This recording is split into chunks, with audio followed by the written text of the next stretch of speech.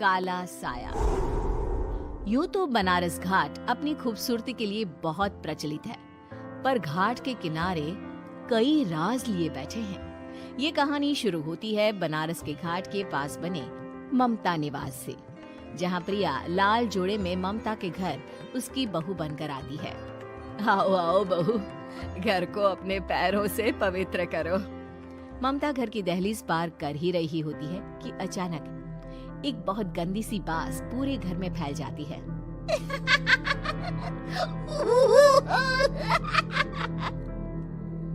ये बदबू और ये आवाजें, ये कौन हंस रहा है माँ? अब ये पड़ोसी ना हमारे थोड़े अलग से है। कहाँ हम शाकाहारी और ये मांस मच्छी खाने वाले। छोड़, तू ध्यान मत दे और गृह प्रवेश कर। और हाँ बहू, अपनी सास की एक बात हमेशा याद रखना, इन पड़ोसियों से तो कभी बात नहीं करेगी। अच्छे लोग नहीं है ये। अपनी सास की ये बात मानेगी ना बेटा? हाँ माँ, जो आपकी मर्जी, मैं उनसे बात नहीं करूंगी। अगले दिन प्रिया अपनी पहली रसोई बनाने रसोई घर में जाती है।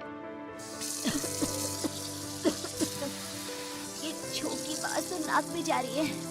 एक काम करती हूँ, खिड़की खोल देती हूँ। प्रिया खिड़की खोलने जाती है।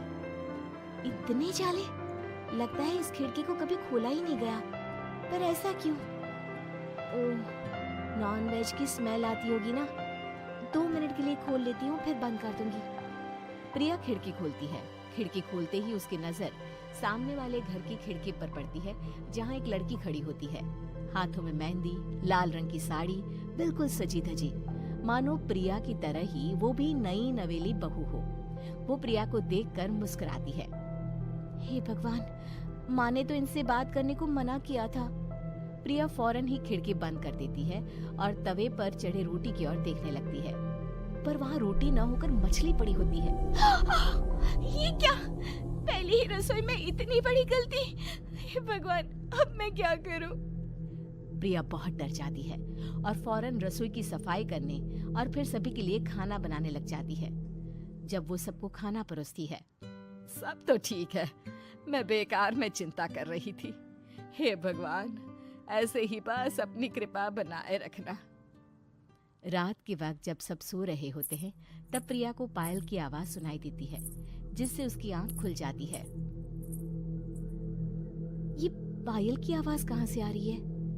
प्रिया उठकर उस आवाज के पीछे छत की सीढ़ियों तक जाती है। तभी उसे बच्चे के रोने की आवाज आती है। प्रिया छत पर जाती है तो क्या देखती है? वही लाल साड़ी वाली लड़की अपनी गोद में एक नवजात बच्चे को घुमा घुमा कर सुला रही है। तभी प्रिया की नजर उसके पेट पर पड़ती है। ओह गॉड, ये तो प्रेग्नेंट भी है। सुनिए, बच्चा सो नहीं रहा है क्या?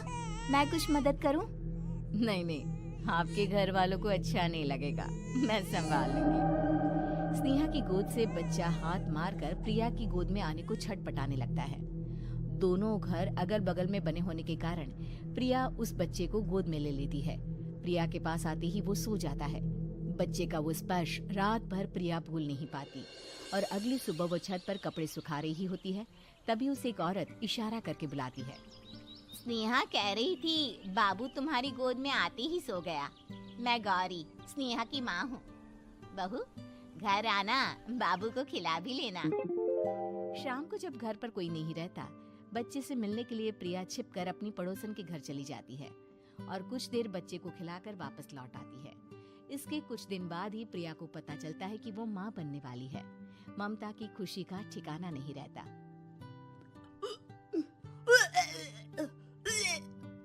माँ जी, पता नहीं क्यों उल्टी आ रही है। प्रिया भागती हुई वॉशरूम में जाती है तो हरे और लाल रंग की उल्टी करती है। उस उल्टी में से कीड़े निकलते हैं। ये क्या? खून और ये कीड़े! माँ! माँ! प्रिया की आवाज सुनकर ममता दौड़ कर आती है, पर बेसिन में कुछ नहीं होता। प्रिया हक्की बक्की रह जाती है। ये सब क्या हो रहा है? प्रिया घबरा जाती है और अपने कमरे में जाकर सो जाती है। डर के कारण वो इतनी थक जाती है कि उसकी आंख लग जाती है। तब उसे ऐसा लगता है उसके पेट पर मानो कोई बैठा हुआ हो। कौन हो? प्रिया के पेट पर एक 5 महीने की बच्ची बैठी हुई थी, जो बुरी तरह जली हुई थी। माँ, तुम ही मुझे लाई ना अपने पेट में। मैं तुम्हारी माँ नहीं हूँ। कौन हो तुम? माँ, देखो मैं जल गई बुरी तरह से। 6 महीने पेट में रहने को भी मुझे नहीं मिला। सहला दो ना माँ। बचाओ, बचाओ, माँ। ममता दौड़कर कमरे में आती है। प्रिया की बातें सुनकर वो सब समझ जाती है। तू कहीं बगल वाले घर में तो नहीं जाकर आई ना बहू? मुझे माफ कर दो, मैं गई थी माँ। उस घर में सब मरे हुए हैं बहू। कई साल पहले स्नेहा उस घर में बहू बनकर आई थी। कुछ ही दिन में वो एक बच्चे को जन्म देने वाली थी।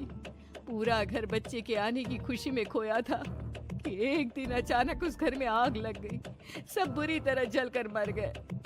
गौरी आज भी दादी बनने का इंतजार कर रही है और इसीलिए स्नेहा ने अपना अजन्मा बच्चा तुम्हारी कोख में डाल दिया। ममता ये कह रही होती है कि पीछे से उसके पैरों को एक बच्चा पकड़ लेता है। दादी, दादी। माँ, स्नेहा की गोद में यही बच्चा था। ये बच्चा कौन है फिर? तेरी मौत है। तेरी भी दादी। जिस चीज का ममता को डर था वही हो गया। ममता निवास के ऊपर मौत ने चादर बिछा दी थी। प्रिया का पेट ऐसे बढ़ जाता है मानो 9 महीने का हो। 2 हाथ उसके पेट से बाहर निकलते हैं। बहू, संतोष को फोन कर, किसी पंडित जी को बुला बहू। प्रिया का पति भागता हुआ घर आता है। ये तो होना ही था माँ। तेरा पाप तेरे सामने आ गया तो तू सह नहीं पा रही है। स्नेहा घर में आग लगी नहीं थी, माँ ने लगाई थी, प्रॉपर्टी की लालच में। और वो बच्चा मेरी पहली पत्नी का बच्चा है, मेरा बेटा, जो कि उस आग की चपेट का शिकार हो गया था। मैंने तुमसे ये सब माँ के कहने पर छुपाया था। मुझे माफ कर दो प्रिया। तुम अगर चाहो तो यहाँ से जा सकती हो। मैं तुम्हें किसी भी बंधन में रखना नहीं चाहता। मेरी शादी हुई है आपसे, मैं आपको छोड़ नहीं सकती, पर उससे पहले हमें स्नेहा, उसकी माँ और बच्चे की आत्मा की शांति करवानी होगी। संतोष और ममता गौरी के घर जाते हैं। अंदर सब कुछ जला हुआ होता है। जमीन पर जली हुई लाशें बिखरी हुई थी। ममता रो रो कर अपने करने की माफी गौरी से मांगती है। प्रिया स्नेहा के घर वालों का अंतिम संस्कार करवा देती है और ममता निवास फिर से आत्माओं के साए से मुक्त हो जाता है।